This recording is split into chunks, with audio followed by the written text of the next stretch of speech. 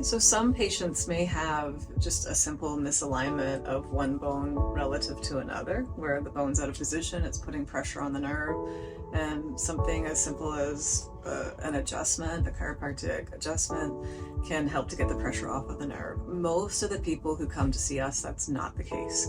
So typically the patients who come to see us, they've been getting adjusted potentially for years and getting really good relief with that, but it gets to the point where the adjustments themselves are no longer helping with their pain. And the reason is there's different underlying cause to their pain. It's not just as simple as a misalignment. So most of the people who come to see us, they have things like a bulging or herniated disc, which looks something like this, where the cushion between the bones starts to break down, and some of that material can go backward, so the disc itself can put pressure on the nerve, and now wherever that nerve goes, that person can have pain, numbness, tingling, weakness.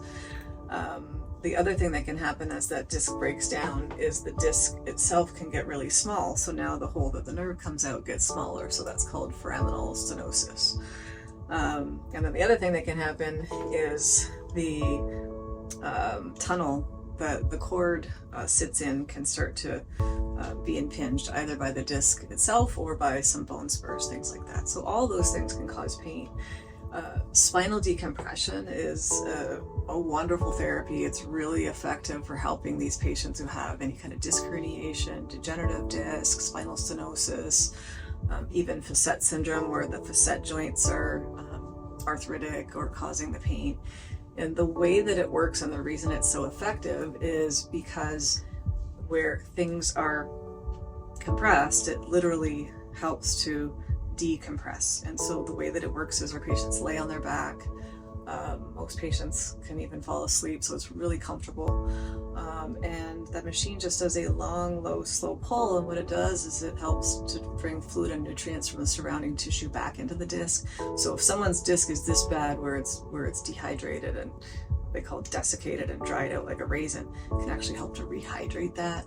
If someone has a disc that is herniated or protruded, it can help with that disc by pulling it actually back into place over time. It doesn't happen in a single treatment, but it's highly effective for these types of things.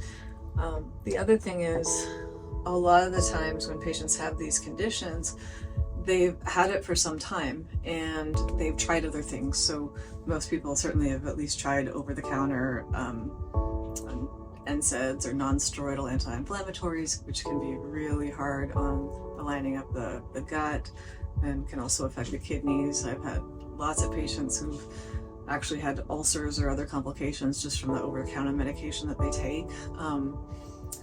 A lot of patients have tried maybe steroid injections or epidural steroid injections, and those are really temporary fixes. They certainly they'll take the pain away for a day or two or maybe more, but it can actually create a situation where the cause of the problem actually gets worse. And so it can cause the connective tissue or the disc material to break down more quickly. And it can actually drive the person closer to what would typically be the direction of a surgery. You know, we certainly hope to help people avoid those kinds of things. So a lot of people who come to see us, they may even be facing a surgery. They've tried steroid injections, they've tried physical therapy, they've tried everything they know to do on their own, every stretch, every exercise, and so they just need something that's different than what they've done before. And decompression is really effective for those things.